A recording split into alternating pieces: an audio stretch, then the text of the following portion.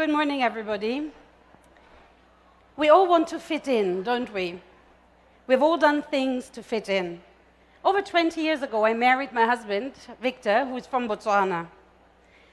We lived for many years in Gaborone, and I worked on HIV and human rights. And as part of that work, I was sitting on the National AIDS Council, which at the time was chaired by the then president of the country, Festus Mogae. Every time I went to one of those meetings, I had to wear a smart dress, and often the president would refer to me as our Nwetsi, our daughter-in-law. And initially I thought, oh, that's quite affectionate, that's a nice way of addressing me. But when I told my husband, he said, you realize that it's not only a sign of affection, it actually is putting you in your place. It says you can speak, but you speak within the boundaries of the patriarchal culture of Botswana. I have to say, I didn't really challenge it. The opportunity to influence what was going on HIV in Botswana at the time was too big. We've all been there, haven't we? Maybe in less unusual circumstances, but maybe in more painful circumstances. We've all been there. It's natural. Very few people actively seek to stand out. But what are we fitting into? We are fitting into patriarchal societies that limit us, that dehumanize us, and sometimes even kill us. We're fitting into a society where 25 white, mostly old, male legislators in Alabama can tell women that they have no control over their bodies when it comes to pregnancy. We're fitting into societies where men believe a woman is like an olive. The more you beat her, the sweeter she gets.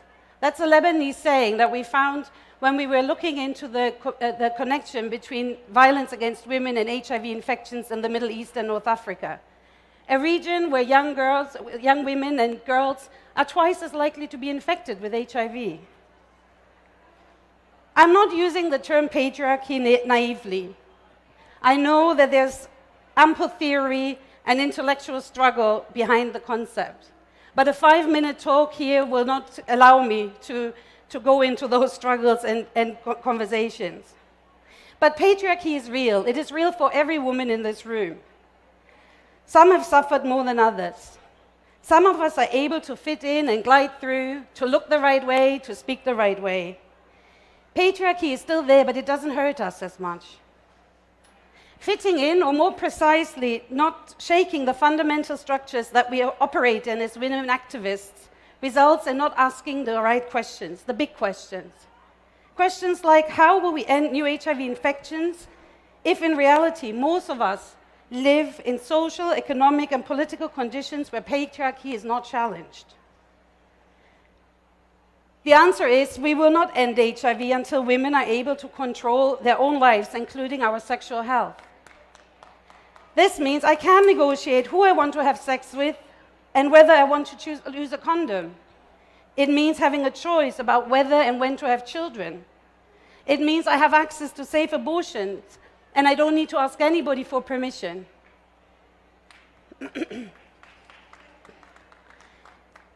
We are more than mothers, more than wives and daughters. Embrace us in all our complicated glory. We are businesswomen, we are sex workers, we are politicians, and we are women who use drugs. We dance around those issues because we don't want to address patriarchy head-on, because it is difficult, it is political, and it is uncomfortable. And what about women who will never fit in what the patriarchal narrative defines as okay, or at least as tolerable? Who am I talking about?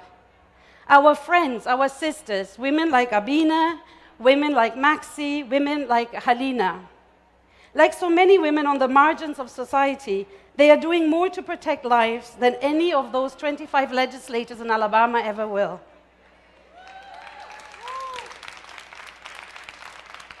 But we need to move forward, we need to change things, and even if we change the small things at a time, let's say things as they are. If we want to be heard, we need to stop saying nice things and use sanitized language that gets us onto cozy panels and into conferences like this. We need to talk about rape instead of gender-based violence. We need to talk about the power imbalances that make it impossible for married women to negotiate safer sex. We need to talk about the politics of power that often denies women a voice just because they're women. What we say really matters. If we allow ourselves to be toned down, then we are simply fitting in. Let's stand together as women in all our diversity. Next time you're on a stage or in a meeting, ask yourself, how am I going to stand up for the women with the least power? What are you going to say about mothers who sell sex, sisters who use drugs, transgender aunties, HIV-positive girlfriends, lesbian neighbors? Are you going to stand with them, or are you going to conveniently forget to mention them? It all comes down to honesty about who we are, what we do, and to the extent to which we fit in. We all are a mass of contradictions. Are we ready to stand together in solidarity? We need to name patriarchy for what it is. We need to name it because that's the only way that we will end violence against women, we will end unsafe abortions, and we will stop men making decisions about our bodies or against our bodies in the courthouse and in our bedrooms. Only then can we secure a future free from AIDS for everyone, everywhere. Let's stop fitting in. Thank you. Thank you very much, Christine. I really appreciated you bringing this really important topic because it hasn't, as you said, maybe not been talked about too much, the patriarchy and kind of how that affects health and wealth for women all over the world. One question that I'd like to ask you is, as we were talking backstage or side stage, really, that you said that women of reproductive age are, dying of HIV, and it's the number one cause. And what can we do to really, decrease those rates? Like I said in the beginning, we've been working on this for 4 decades. What can we do to really improve those rates and lower them? Yeah, I think it's really important to repeat what Peter Sen said in the plenary, where he used the statistics that we use a lot at Frontline AIDS. Women of reproductive age, HIV is still the number 1 killer of those women. And even in this conference, it has been really hard to hear anybody speaking about HIV in those conversations about SRHR, about women's rights, about sexual health.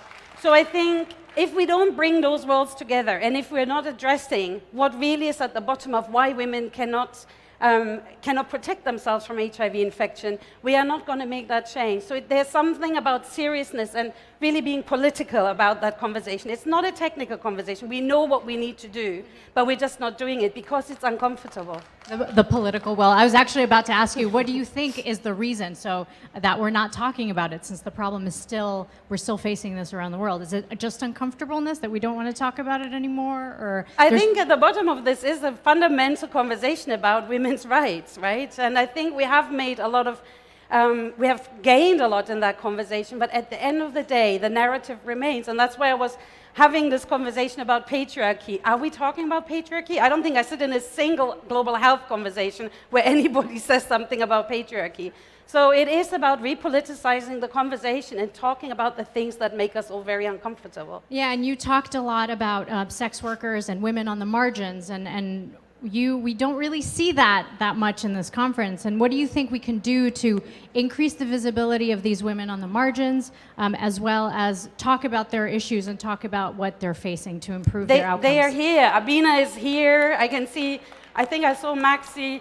We are here, but there are very few women who fit those categories have been given a space to talk. I think Abina, if anybody speaks to her after this talk, will say she has been pretty much the only trans woman on any of the panels here. So we need to include people in the conversation and don't make it about the good women and the bad women and the women that fit the narrative and the women who don't fit the narrative. We need to embrace it. Embrace everybody, really.